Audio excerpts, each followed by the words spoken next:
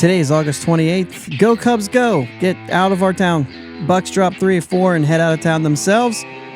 We'll see you in September. Bye, baby. Goodbye. You're listening to the Bridge to Buctober podcast.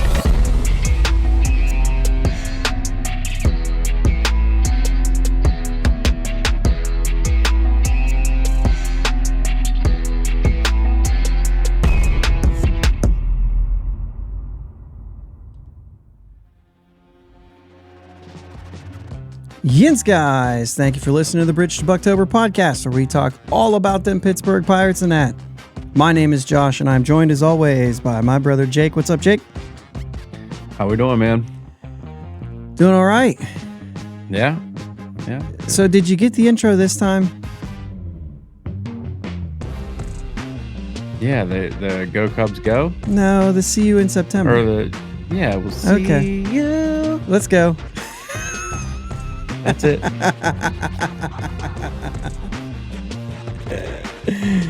Oh, that was good. Yeah, had a little fun with that. We won't see the Pirates back in Pittsburgh until September. Little Right. Midwest trip. Kansas City, St. Louis, I believe, is the full trip, right? I believe so. 6 games coming up. But first, drop the series to the Cubs. I said right before we got on here, when you look at the first 3 games of the series, if I'd have told you they split on Sunday, I think you'd have been like, yeah, it pretty much makes sense the way the series was going. Mm-hmm. Instead, bleh. Yeah, it was ugly. Just the layover. Yeah, ugly. Mm-hmm. So we'll break down the series a little bit. We'll also break down Mitch Keller. We can't go without talking about him, and hopefully one day it's not the roller coaster. Yeah. But anyway, we've got some things there. I thought Sunday's game was going to be a little better than that after the first inning. I thought we were going to be able to jump on him. We hit the ball hard. Obviously, just the one hit in that first inning, but It didn't get any better after that, but like Reynolds, what was that, 107 off the bat, just right to the first baseman. Ke'Bryan Hayes hit a hard ball up the middle. Like, I was like, okay, we might end up getting to this guy. I mean, we're hitting the ball hard early, but no, didn't happen. yeah. So we're also going to talk about watching strikes. That's how I'll say it. Stick around for that one. A couple numbers that won't surprise you, but it's worth talking about. Yeah, sure. So, let's go ahead and get into it. You kind of already started on the game. We talked about the first game on Thursday, on Friday's episode. So if you hadn't listened to Friday's episode yet, go back, listen to Friday's episode. We talked about the last series, but we also talked about Thursday's game a little bit. Zastryzny with the start. Jackson goes 6 after that. So really going with the opener thing. That's not the last time in this series that the Pirates did it. So, we'll go over that as well. But a 10-inning game on Thursday just falls short. I guess that's kind of the way it goes right now. Just fall short. However, Friday night, and we're going to get into Mitch Keller a little bit deeper. So, but just to say he was dominant. You get the 2-1 win. Ian Happ still got a little bit of what he could get. Of course he did. Absolutely crushes the Pirates. And this series was no different. But a 2-1 win. Hayes gets 2 hits. Reynolds with the double. Kutch 0 for 4, chasing 300. Did not happen this weekend, as he had a couple 0 for games. And then it's funny, I haven't written. Wow. It's fine, man. Yeah, it's another late one, guys. It's another late one. I have him wrote down 0 for 4 both nights. It was 0 for 4 and 0 for 3. So just fix it, even though it doesn't matter except for my notes. I'm fixing it. But we did the opener again, and Selby about as good a 2 innings as you could have expected.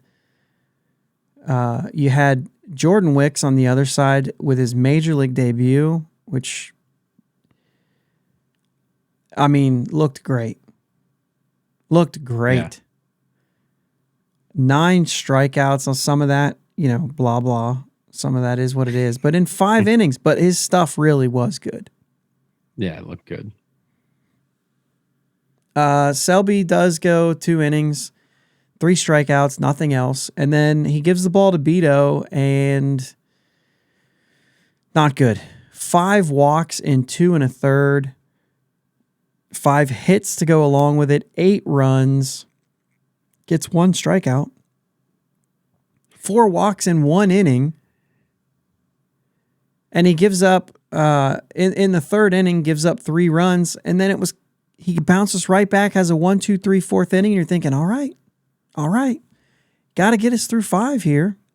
Mm-hmm.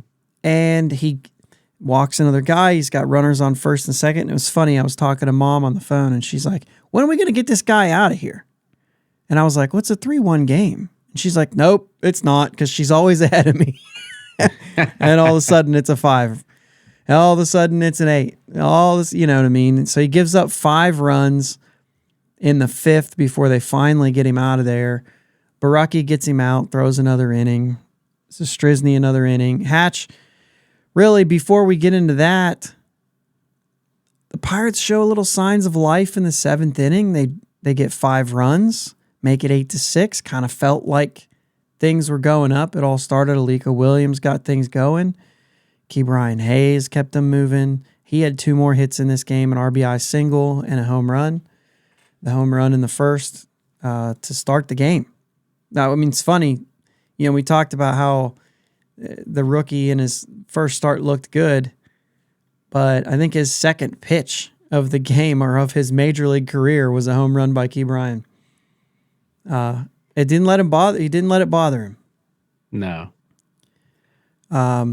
But yeah, Reynolds 2 hits, and kind of the big one in that 5-run 7th. The weirdest part of that was the double from Brian Reynolds. Down the line, I've never seen it before. Hits inside fair territory. It is clearly out of play when it hits the wall. And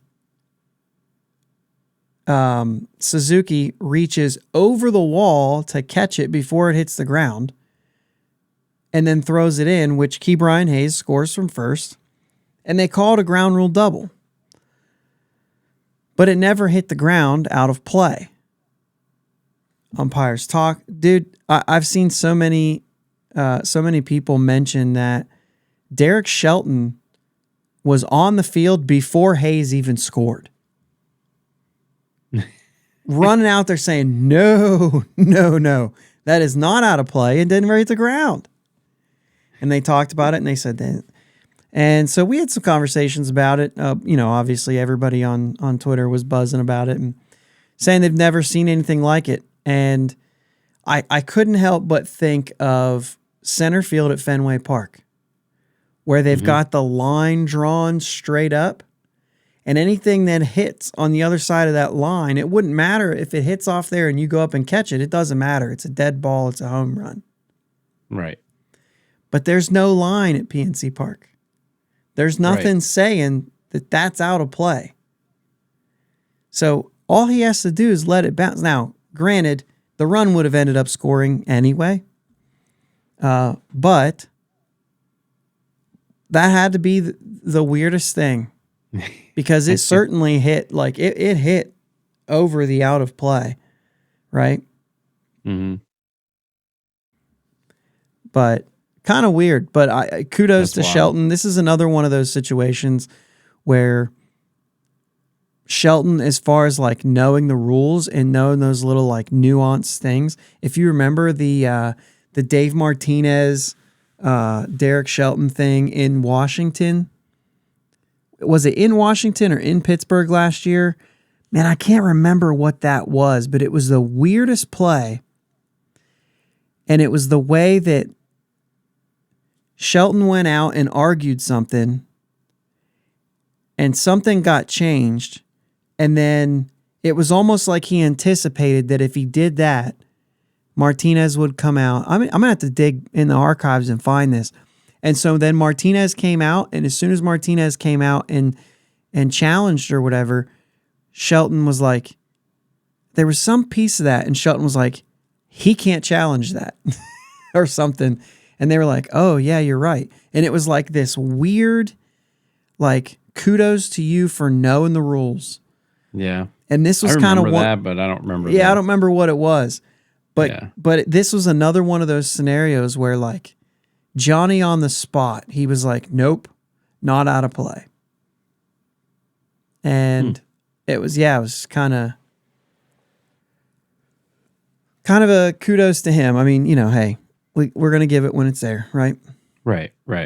So, but that was kind of the weird one. But Hayes wouldn't have scored. I mean, he got that run in because of it. Yeah. And then today, then I said we'd come back to it. Then Hatch gives up 2 in the 9th, which kind of opened it back up. So, like, they got back in it, but then and it just kind of left. Falter goes 4 2/3 on Sunday, 7 hits, 6 runs, a walk, 3. I mean, just more of the same. He had the one where when they had the opener and he came in and he went 6 strong, and I thought, okay, maybe back to the old bag of tricks. Did he cut his? Is that what it was? I guess I didn't realize long hair, short hair. His hair off. And he had the long hair for the long out for the. Has nothing to do with it. Has nothing to do with it. But I mean, facts are facts. Facts are facts. You got to go with it. Just a little stitious. Cody Bolton comes in. By the way, he was called up. Beto was sent down after that other game. He goes 2 and 1 in a third. Just gives up a hit and a walk. Strikes out 4. Jose Hernandez gives up 4 more runs. It's a shame he got hurt. Because he was rolling there for a while, and then he was on the IL, and then he come back, and he was on the IL. Did he make a couple IL stints there? I think so, yeah. At least one. And it's been a little mixed since then. Yeah. And it could also be the fact that he's probably been worked more than you would have ever expected a Rule 5 pick to be worked. Mm-hmm. So there might be something to that. Maybe a little bit of, it's one of those things where I actually think it was Mom again. She was like, I saw Kutch limping the other day. And I said, if you pay attention in late August, there's probably a lot of guys limping. It's just that time of year. And unless you're winning, you're hurting. Yeah. Every day you're hurting. That's just the way it goes. And so more of the same for Jose Hernandez. I mean, I'm sure he's just, not doing great physically. I mean, they're all tired. They're worn down. And when you're not on a winning team, man, it's hard. It's a grind for sure. Palacios 2 hits in this game. Bay had to hit the double in the first. Sawinski gets a hit, steals a base. That's it, man. 4 hits. 4 hits. Just ugly. Yeah, rough day at the ballpark. Anything else from this series? Or you want to just, shut up about the Cubs? Yeah, I just can't stand it. I looked up a bunch of Ian Happ stuff. The numbers against the Pirates are absurd. He's in like the I think since he came into the league in 2018, I'm pretty sure he's like one of the top 5 hitters against the Pirates.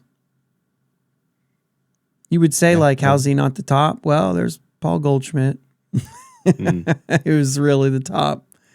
There's a few others too, but That's kind of I think he was the top hitter in a couple different categories, but yeah, there's some guys, but he's a guy who, I mean, even in PNC Park, I was kind of surprised to see that he only has 1 home run per year at PNC Park.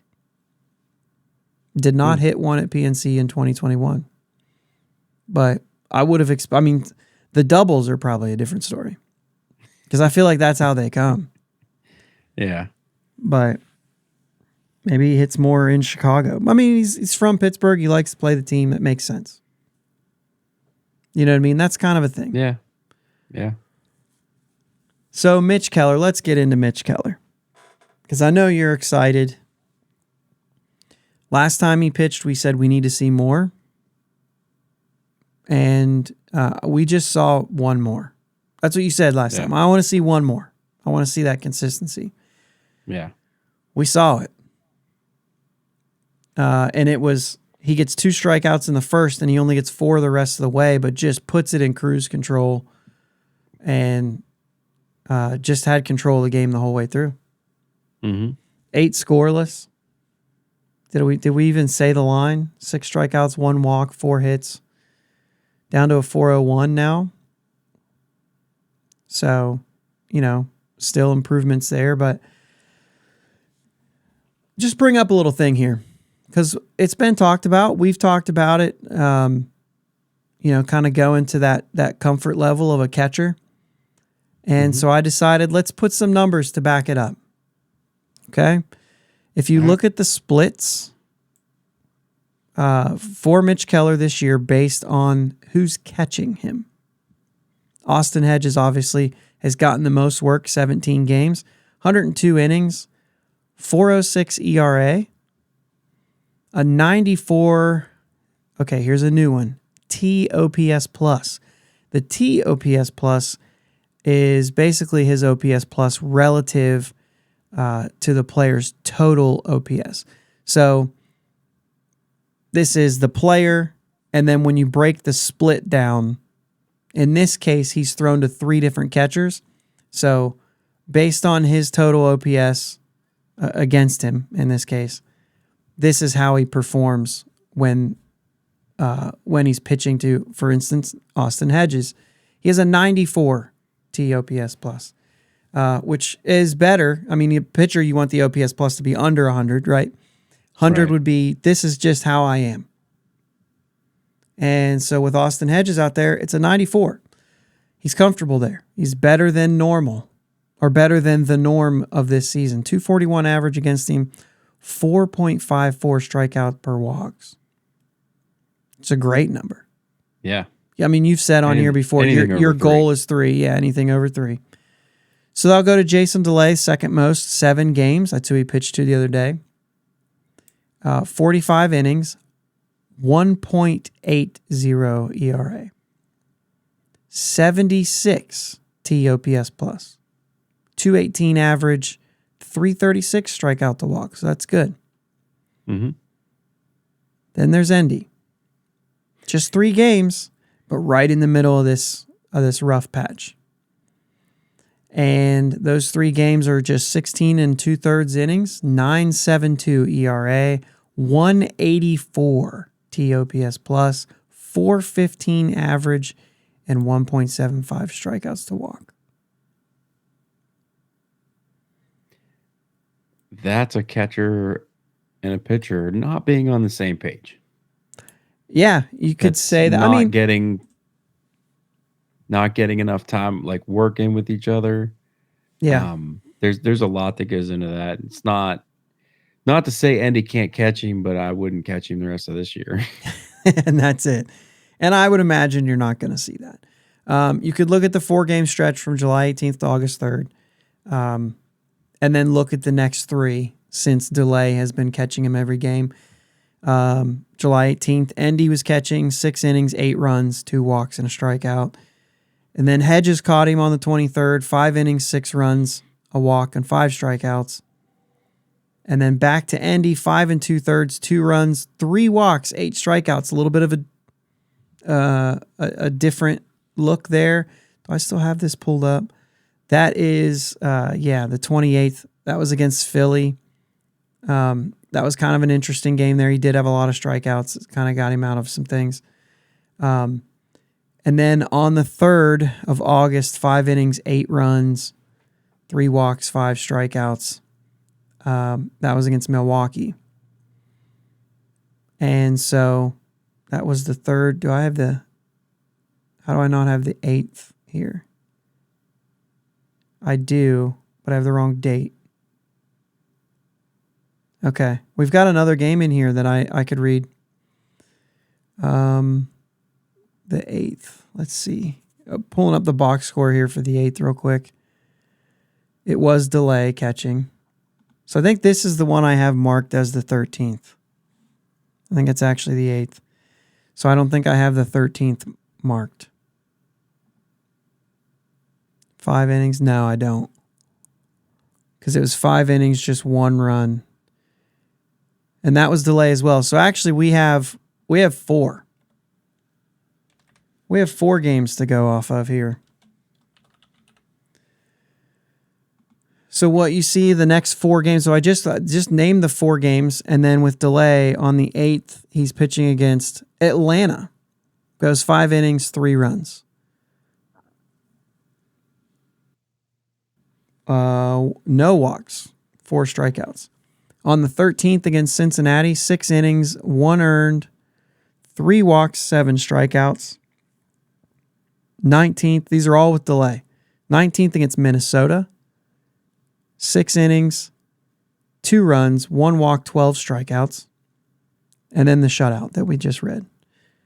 So when you look at that, I mean, you've already said it. It's a comfort level thing. You like to throw to your guy, but it's not just that. It's like you said, this is a guy he hasn't worked with. Right. Andy doesn't know what Mitch likes to rely on. Mitch doesn't know the confidence. He doesn't have the confidence to be like, all right, I'm going to bury this curveball. Yeah. And he's going to block it with a guy on. Yeah, and sometimes comfort even goes further than that. Like you look in there and you see your guy. We've also seen a couple different guys calling their own pitches on the mound. I don't want to make this about Andy, right? Like we said that. They haven't worked together. This is something a spring training fixes, right? I mean, that's all there is to it. You would think that just getting the opportunity to work together, maybe that's all right. Yeah. So it's not rare. Yeah. To see. I mean, you keep delay around next year. Maybe it doesn't even matter. Maybe delay's still catching him. Right. What do you got there? Yeah, I just wouldn't. I'd just keep a delay at least the rest of this year. See what happens in the off season. See if no doubt. Andy and see if they get together. See what happens in spring training. But yeah, if we keep delay around, I don't know why you just wouldn't just let him keep going. And I'm sure that's their plan for sure. Yeah, I'm sure that's their plan. And I know this isn't anything that's new to anyone. Like we've all seen this. And we've heard the things that he said where he couldn't get on the same page and after he pitches to delay, he says, we had a comfort level, we had a good game plan, we were on the same page, things like that. So, I mean, like, it's not surprising, but it is kind of interesting to actually look at the numbers and say, oh, the things that we're seeing and hearing, the numbers back it up. Right. So I think it's kind of important to see that kind of stuff every once in a while. Numbers are big. Like, you can say one thing and, you know what I mean? You whether it's a complaint or whatever, you know what I mean? It's good to have some data to back it up. Sure. And it's right there. Baseball Reference, you go to splits, you can see splits by the catcher for any pitcher. So you could do a little bit of a dive down that rabbit hole and see if he's not the only pitcher maybe suffering from that. And if so, then, that's a concern that could possibly be valid there, that we've talked about whether or not these two catchers were ready to come up, and we've barely seen Henry Davis behind the plate. What we've seen of it has been, okay, I get it. And he shows a lot of good. A lot of good. The pop time, the arm strength is there. Mm-hmm. But maybe calling games is not. I don't know how you fix something like that. I mean, you're using a pitch comm now. I don't see why your pitching coach can't use it. True. I mean, I don't know if there's any rules against that or not. I wouldn't. Well, I don't see why there would be. Yeah, I wouldn't think.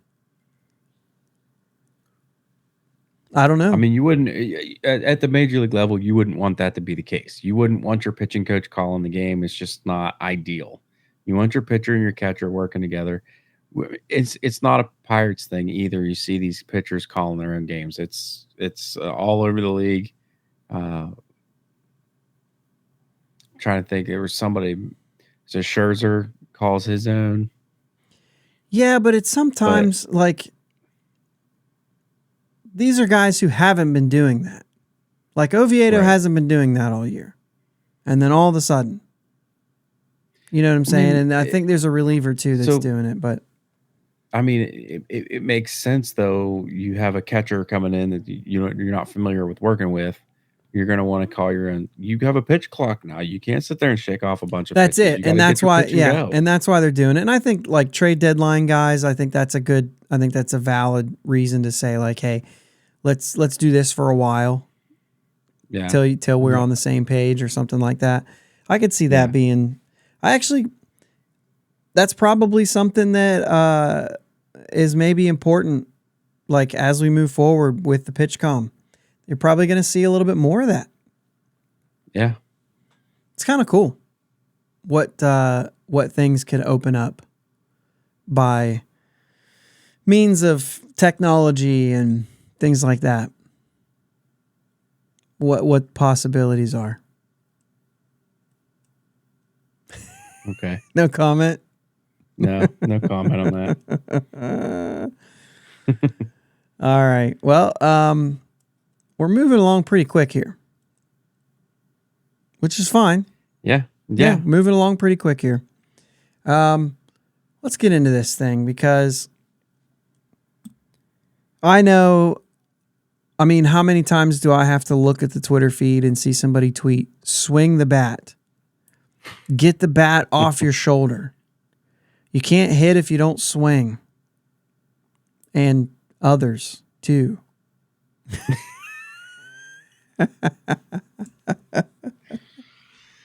I love it.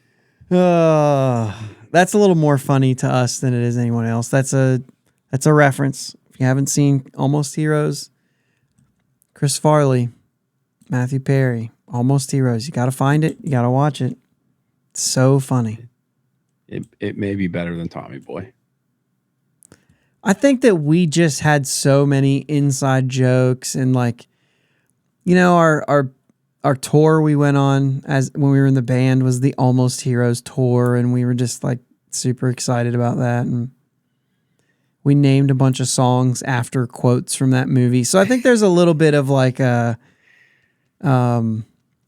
heartstrings are tied to it a little tighter, and maybe that's why we think that. But I don't know. It's very funny. Very funny. Farley's last movie. Yeah. He never even got to see it release.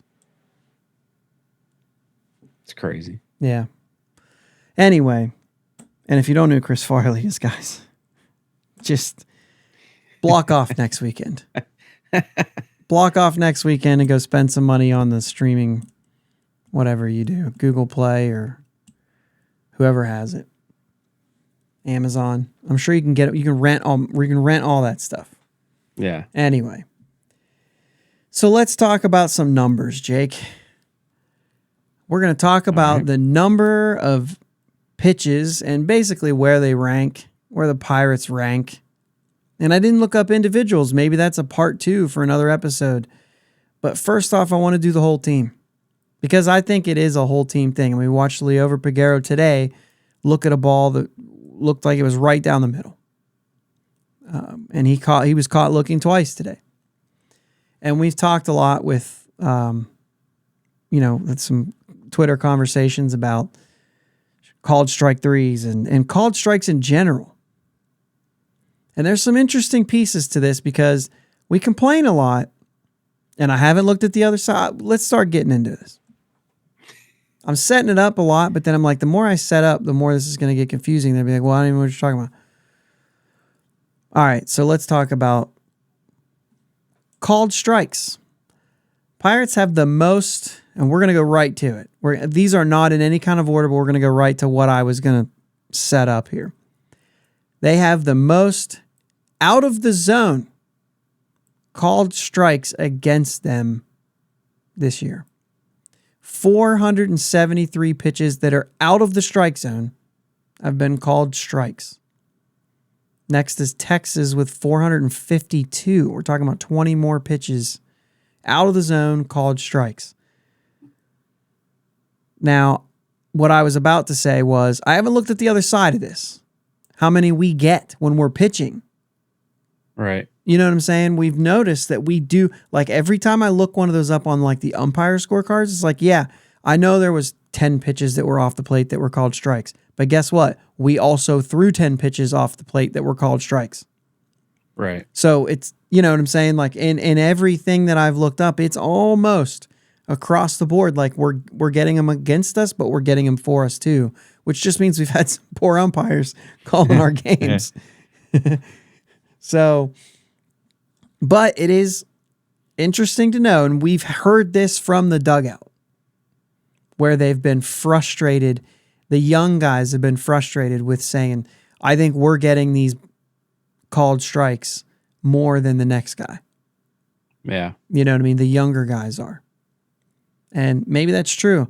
I think a lot of it is like, if it's just a little bit off, man, you got to start pulling the trigger, especially when we start going down talking about called strike 3 out of the zone. I'm going to jump there. They have the most, 62. The next is Minnesota with 54. 62 strikeouts. That's not just strikes. We're talking strikeouts now. Yeah. That are off the plate. Some of those might not be that far off the plate. You got 2 strikes. You got to protect. That's not a chase. That's protecting. Yeah. I'll give you the first one I said. That you might consider that chasing. Now, the 62 are included in that 473, but that tells you how many there are that aren't strike 3. Yeah. Usually it's not strike 3. It's barely ever strike 3 when you think about 470. You know what I'm saying? Like you're talking about, over 400 pitches that aren't strike 3 are still called strikes. Setting up strike 3 or a chase maybe because now you have to protect for 2 strikes. So when you look at the pitches in the zone, these are just pitches. 2,855 pitches that are over the plate. Legitimate strikes have been called strikes. That is the 9th most, which isn't as high as I thought it would be. Right. It's not as high as I thought it would be. So let's go to strike 3. Actually, 9th most also in overall called strikes. So they're the most out of the zone, the 9th most in the zone, and still the 9th most overall. Kind of that math doesn't add up. Well, why not? Oh, I guess you're talking about 473 off the plate and almost 3,000 on that are over the plate. 2855. So the volume is so much greater in the strike zone than it is out of the strike zone that does make a little bit of sense there. So called strike 3s, I already did out of the zone. They have the most, 62. Minnesota with the next most, 54. Called strike 3 in the zone. These are the ones that are just inexcusable, in my opinion. Now, there are times you get fooled. Yeah. You know what I'm saying? You think it's a curveball, you back kind of up, and then you're like, oh, it's right there. Or the other way around. You think it's a fastball. You're kind of backed up and it drops in the zone. Pitchers earn those. Yeah. In the zone, strike 3. It should be a much higher number than out of the zone, right? We understand that. It should be. Just because of the fact that if it's off the zone, it should never be called a strike. 252 called strike 3s in the zone. And that is 4th. Tied for 4th. There are 5 teams there. That's Minnesota. We already talked about how they were right there with us on out of the zone. Well, they're also there in the zone. 296 is the most. Cincinnati with 262. San Francisco with 260. And Seattle's the one we're tied with, 252. Called strike 3. This is the one I really want to tell you. Because Baseball Savant even has attack zones. Over the heart of the plate. Over the heart of the plate, 94 called strike 3s over the heart of the plate. 8th most. There's teams doing it more. There's 7 teams who do it more. Cincinnati at the top with 114. 20 more. Jeez. And then all called strikes. Not just strike 3, but all called strikes over the heart of the plate. 16th most. Like league average at this point. That's wild. Yeah. 1,348. Cincinnati again at the top with 1,606 called strikes. They're just taking pitches over the heart of the plate. So I would imagine the fans of Cincinnati, Minnesota, San Francisco, San Diego, Seattle are all screaming the same thing we are because those teams are all up. Those are a lot of those teams that are at the top. I only have one thing. Excluding San Diego and Pittsburgh, obviously. Yeah. Minnesota's in first in the AL Central. Seattle, by the way, taking over first place in the AL West today. Oh, wow. Cincinnati only a game and a half back in the wild card race, tied with San Francisco. So we're actually like all these teams that were at the top of all these lists. They're kind of doing well. Yeah. What do you make of that? Well, for one, we're going to make more of it because we're losing. Yeah. When you're winning, it's like, let's just brush it under the rug and act like it's not happening. Fair. But, I mean, yeah, I mean, I don't know what to make of it because there's a lot of numbers there. And some of those were in the middle of the pack, were league average pretty much. Yeah. Or just, just over with the 9th most. And the out of the zone strikes against is just incredible.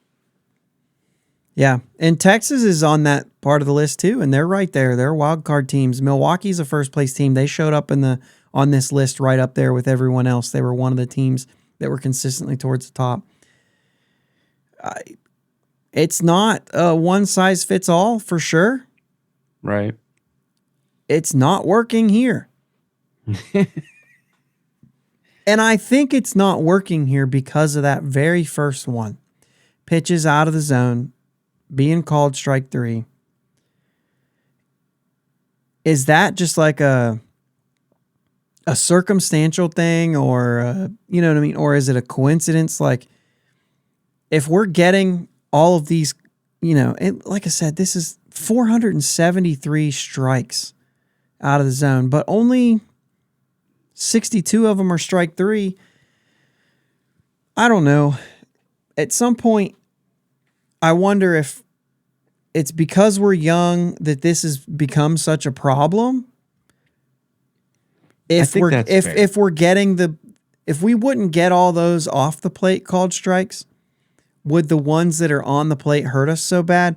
I mean, you could ask that question by looking at this, but for me, those pitches over the heart of the plate, man, you have to figure out how to go into attack mode and hit those. Yeah. the other thing for me, the other thing I would like to touch on is that out of the zone strike being called on a younger guy, he might not get over it as easily as a veteran. That might ruin his at bat. Yeah, and if you could say, And if you you hope it doesn't. right, and eventually you hope it doesn't too. But I'll tell you one thing. Right. One team that's never at the top of this, and I still have the page up here for called strike 3 over the plate, not the ones off the plate, but the ones over the plate.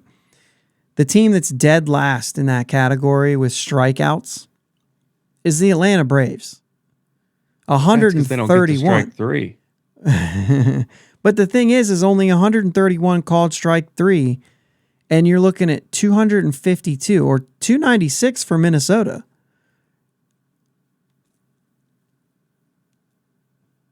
You know what I'm saying? Like, Because they are in attack mode all the time. All the time.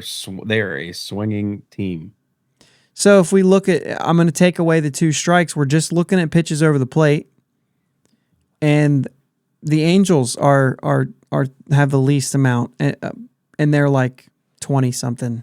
I mean, so it's real close, right? But Atlanta's 29th most. So they're still in that. Just this is not just strike 3. This is any strike. And I told you the Pirates are 9th. Mm-hmm. And Arizona's 5th in that. Milwaukee's 6th. The Cubs are 4th. Now, 2 of the top 3, though, are the Mets and the Padres, which is interesting because they're not doing well. However, they've got a lot of really good players on their team who probably have done this for a while. Not to mention Vogelback plays for the Mets. So he's got like 2,000 of them himself. But over the heart of the plate, probably. Yeah. I mean, if I'm even saying if I look at the zones and I literally like, because over the heart kind of covers, like if you break it down the zones, like when you just look at the strike zone, you're gonna have like 9 squares, right? Mm-hmm. You've got the top 3, the bottom 3, the middle 3. Oh, I want to order, but the attack zones are a little bit different where. Like 1 through 9 is your heart, but like the strike zone, then there's the shadow, which is like the edges of the plate, which is not the heart, but the edges, right? Anything that's either barely a strike or just off the plate, that's your shadow, right? And then obviously you have your chase and then your waist is the way that they mark them. And so that shadow, actually, that's probably a good thing to look at too. Is how many of these 2 called strike 3s for the Pirates are in that shadow, which means they could just be off the plate. They're number 2 to Minnesota, 214. Minnesota 241. Jeez. Atlanta 30th, just to say. But that's that protect mode. You know what I'm saying? Yeah. So you're number 2. You're the second highest, and that's that protect. You got 2 strikes. I'm not asking you to. You know what I mean? If we go to chase, these are bad calls. There shouldn't be very many of these across the league. And there's not. Right. Pittsburgh is tied for first with Washington with 6. 6. And there's only 20 teams who've done it. And Atlanta actually twice. Only 20 teams have actually gotten a called third strike in that zone. So, but if I take away the heart, because the heart does cover most of the inside of that. If I just go for literally right down the middle of those 9 squares that are in the strike zone. Yeah. Just that very, very middle. Pirates are 21st with 12 strikeouts right there. And the top is Oakland with 26. Cincinnati's right there too. And if I take away strike 3 and just look at how many strikes they're watching that are literally middle, they're 21st still. 322. Cincinnati's at the top. So, like, that doesn't mean that we're not doing it too much, by the way. I'm not making a case that the Pirates are fine. Right. It's just, once again, when you start to look at this and you start to see the numbers, they are at the top of a lot of these. But I am one to say, like, right over the middle of the plate. What are you doing? You know what I'm saying? Now, if I do zone 2 and zone 8, this would be high and low over the plate, but down the middle. You know what I mean? We just said we were 21st in overall called strikes there. So let me look at those. 18th. So let's take away high and low. Let's just go middle of the plate, inside corner, outside corner, down the middle. Called strikes. I mean, I'm just looking at all the numbers here. 11th. They're just... the numbers that are there, and that's 63 strikeouts in those at-bats too. So the numbers that are there just tell me that this is a league-wide thing again. Yeah. And it's driving me nuts. Wild. It's one of those things that just drives me nuts about things that are going on in baseball right now. And you say, oh, yeah, you like the walk. You like the walk. And it's like, quit waiting for the walk and go get a hit. Yeah. You know what I mean? Do some damage. Yeah. And I don't know if maybe pitchers eat you up if you do that, or, you know what I mean? Whatever their philosophy is, I'm sure everybody who is making that decision is smarter than I am.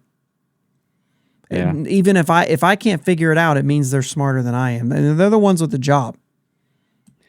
You know what I mean? Last time I checked, I wasn't working for MLB. They're thinking about the Brian Reynolds swinging at the first pitch, hitting 107, but getting out. That's it. I don't know about that one. I think if you hit it 107, that was your pitch to swing at, and I think that's what it is. Like I think. But that's it though. It's your pitch to swing at. You hit it hard, and you're still out. So what's the alternative? Don't swing at your pitch. But sometimes it seems like that's what they're doing. Let's see how many times. Even if it's in the first pitch of that. I'm not for that by any stretch of the imagination. I want Brian Reynolds swinging at that and hitting it 107 every time. Yeah. I'm curious to know that first pitch, we're doing 0-0 count out of the zone. I want to know who leads in swings. Pirates are 22nd in that category. Angels actually first. So now let me look in the zone. Pitches in the zone, first pitch swinging at balls that are in the zone. Pirates 15th. So it's not like they're being over aggressive there. Or it's not like they're being, aggressive Under there. aggressive. Right, yeah. Yeah, they're middle of the pack there. Let's do the heart. Just to see, not just let's lay off the corners, but 13th. So we're not seeing, that's what you want to see. You want to see those go up. Now, this is in perspective of the rest of the league as well. You know what I'm saying? Not if you just look at the Pirates and, obviously pitch percentage is 3.9%, but that percentage is always low because we're putting so many qualifications under them. But first pitch swinging, you know what I'm saying?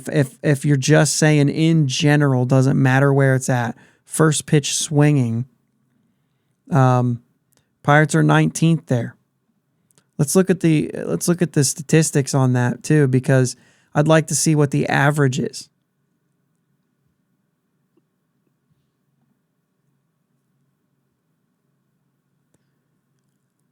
I should sort it by that. Oh, but hold on. I can't sort it by here. Let's sort it by batting average, because if I do it that way, I don't get the ranks. So I'd have to sit there and count. We don't have time for that. No. Pirates are 22nd, ranked 22nd on swinging at first pitches with a 332 average. Now, the worst team in baseball is the Yankees with a 314. You're swinging first pitch. It's obviously a good pitch to swing at. So you're going to have a good batting average, right? Right. Baltimore, Atlanta at the top of this thing, 380 and 381. And so Atlanta, remember, this is a team who's not going to look at that pitch.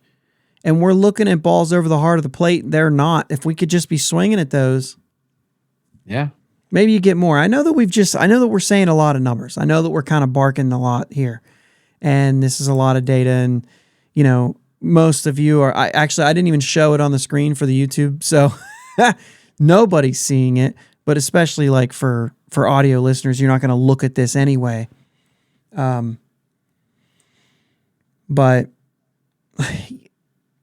I don't know. Maybe it's just me. Maybe it's my old school thoughts. As far as the league, I mean, you want to talk about Andy Haynes. This is his thing. I think there's a lot more than just taking pitches, right? That we can pick out of that. If you're not happy with the Pirates hitting coach, Right. there's plenty there. But I don't think the next guy you get is going to be, let's go out there hacking. You know what I'm saying? Like, Right. I just think that it's an individual based thing. And like I said, maybe for another podcast or maybe this off season, we'll take a dive in when we're talking mostly about the Pirates and just scratch the rest of the league in this other than for reference.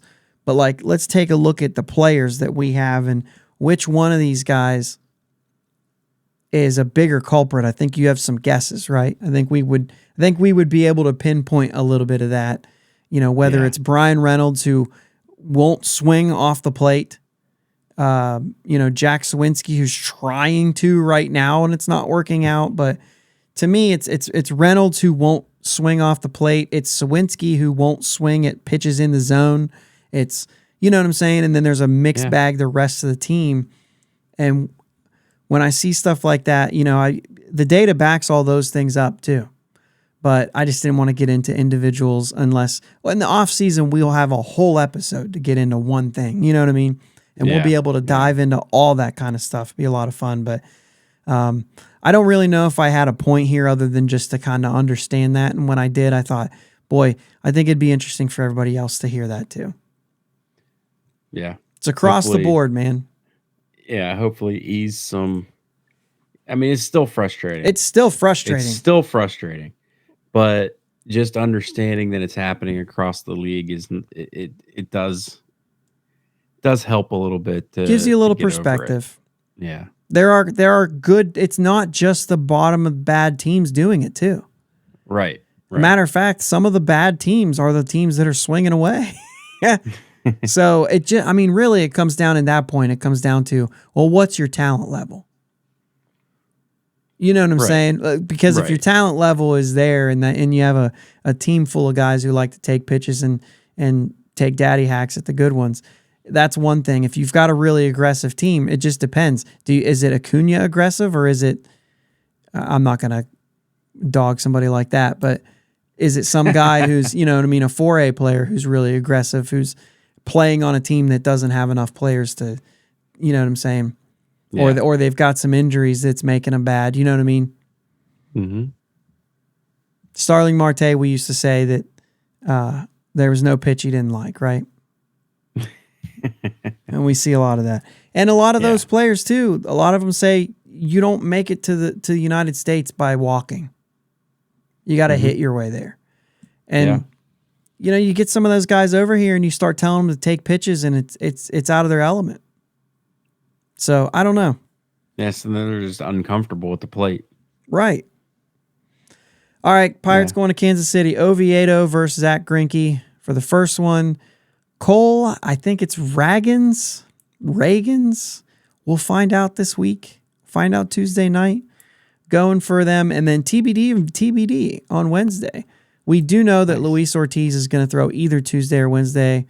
We heard that from all the reports that Sherrington said it on 93.7. So we just don't know if it's Tuesday or Wednesday. That's it. Dude, the Royals have almost 20 more losses than the Pirates. So, 91 losses. We have 73. I know you're going to their park, but you should win this series. Yeah, absolutely. Oviedo, Luis Ortiz needs to bounce back, and then whoever else goes. It'll probably be who knows who. But Yeah. it'll be interesting to see, and hopefully they can get away with a series win here. Yeah, hopefully. Have a great week, guys. Oh, yeah, you got something? Yeah, I'm just gonna give a little shout out to the youth pastor in Mobile, Alabama, that came in and saw me at Kilwins the other day. I totally forgot. I wish that I you would were have got. I wish I would have got his name. I didn't get his name. So if you do listen to this one, hit us up. Yeah, hit us up. That's kind of cool. I mean, things stretch out a little bit. Alabama. Yeah, It's pretty fun. yeah, Sorry about that. I'm playing the music you're and good, everything, and I'm like, yeah. I should unmute. I should get the music out of the way. Now we can play it again. Now we can bring it back in. Now we can close out the show. It's all good, brother. All good. I forgot all about that. It's good. All right, man. Good stuff, though. You guys have a great week. We'll talk to you again on Friday. Let's go Bucs. Yep. Let's go Bucs. Thanks for listening to my dad and Uncle Jake on the Bridge to Buctober podcast. Follow them on Twitter, Facebook, and Instagram at Bridge2Buctober. Don't forget to subscribe so you know when new episodes are released. Clear the deck, cannonball coming, and let's go Bucs!